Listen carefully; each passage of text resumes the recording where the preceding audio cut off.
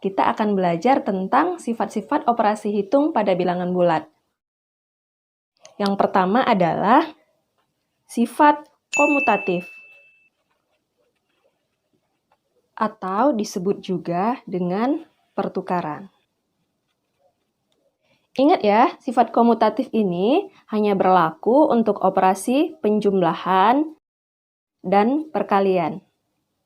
Untuk penjumlahan, misalnya, jika A ditambah B, itu sama dengan B ditambah A. Dan untuk perkalian, misalnya, jika A dikali B, itu sama dengan B dikali A. Contoh ya, 3 ditambah 7, jika kita tukar menjadi 7 ditambah 3, itu hasilnya akan sama saja, yaitu sama-sama menghasilkan 10. Oke, jadi meskipun ditukar, mereka menghasilkan bilangan yang sama. Untuk perkalian juga seperti itu, misal 4 dikali 5, jika kita tukar menjadi 5 dikali 4, itu hasilnya akan sama saja, yaitu sama-sama menghasilkan 20. Nah, inilah yang disebut dengan sifat komutatif. Kita lanjut ke sifat yang kedua, yaitu asosiatif. Sifat asosiatif ini disebut juga dengan sifat pengelompokan. Sama seperti sifat komutatif, sifat asosiatif ini hanya berlaku untuk operasi penjumlahan dan operasi perkalian. Misal jika A ditambah B, kemudian ditambah lagi dengan C, itu sama saja dengan A ditambah dengan B tambah C. Kita langsung ke contoh.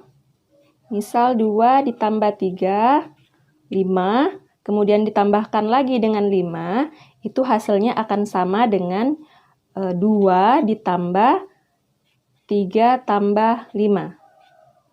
Nah, maksudnya seperti ini. Operasi sebelumnya, 2 ditambah 3 dulu, lalu ditambah dengan 5. Ini hasilnya akan sama dengan 3 ditambah 5 dulu, nanti hasilnya baru ditambahkan dengan 2, yaitu sama-sama menghasilkan 10. Untuk perkalian, misal A dikali B, kemudian dikali lagi dengan C, hasilnya akan sama dengan A dikali B kali C. Contohnya, 3 dikali 4, kemudian dikali lagi dengan 2, hasilnya akan sama dengan 3 dikali 4 kali 2. Jadi yang sebelah kiri, 3 kali 4-nya dikalikan dulu, kalau yang sebelah kanan, 4 kali 2-nya yang dikalikan dulu. Nah, ini hasilnya nanti akan sama saja, yaitu menghasilkan 24. Kita lanjut ke sifat yang ketiga, yaitu sifat distributif. Sifat distributif disebut juga dengan penyebaran. Sifat ini berlaku untuk operasi perkalian terhadap penjumlahan dan perkalian terhadap pengurangan. Misal, jika A dikali B ditambah C, ini hasilnya akan sama saja dengan A kali B ditambah A kali C. Untuk perkalian terhadap pengurangan, itu hampir sama. Jika A dikali B dikurang C, hasilnya akan sama saja dengan A dikali B, kemudian dikurang dengan A dikali C. Contoh, 2 dikali 3 ditambah 4, hasilnya akan sama saja apabila kita sebar menjadi 2 kali 3 ditambah 2 dikali 4.